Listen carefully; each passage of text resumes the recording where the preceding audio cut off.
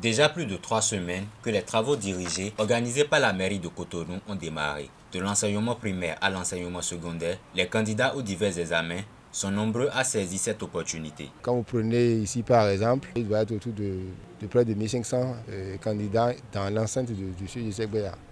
Donc c'est alors que leur capacité d'accueil qui déclarée c'est autour de 1200, 1300. Donc nous avons demandé qu'ils fassent un effort supplémentaire pour ouvrir d'autres classes, pour que tous ces écoles privées qui se sont annoncées, on puisse les prendre. Il y en a qui n'étaient pas à la première séance, il y a d'autres qui ont commencé par s'intéresser à la deuxième, à la troisième séance. Nous avons dit partout où il y a cette demande-là de les prendre. Sont réunis au sein de ce programme des candidats venus d'écoles privées et publiques. Un projet social qui force l'admiration des chefs d'établissement. Les parents d'élèves qui ont les moyens déjà prennent des répétiteurs à leurs enfants depuis le début de l'année. Et vous savez, c'est quelque chose, la terminale pour une matière, c'est 50 000. La troisième, ce n'est pas moins de 25 000.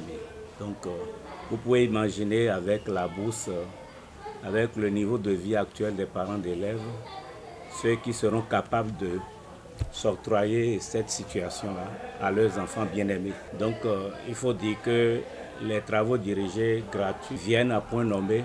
L'aspect inclusif de ces travaux dirigés va bien au-delà des établissements de provenance. Ici, par exemple, la mairie de la ville de Cotonou a trouvé la formule permettant aux candidats à besoins spécifiques, tels que les élèves malvoyants et non-voyants, de profiter des TD au même titre que leurs camarades. Il faut dire, dès qu'on a les épreuves, c'est vrai, les épreuves sont mises à disposition, il y a des dispositifs que nous avons pour traduire ces épreuves-là en braille. Eux-mêmes, ils cherchent, ils reviennent et ils suivent la correction comme tous les autres. Ils sont accompagnés dans les mêmes conditions que leurs camarades qui n'ont pas de difficultés visuelles.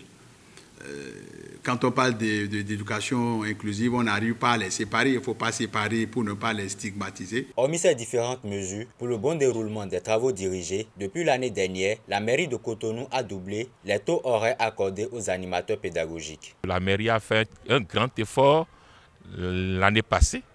On n'a pas perçu 3 000 et 3 500. La mairie a doublé les frais, le taux horaire. Et c'est à saluer.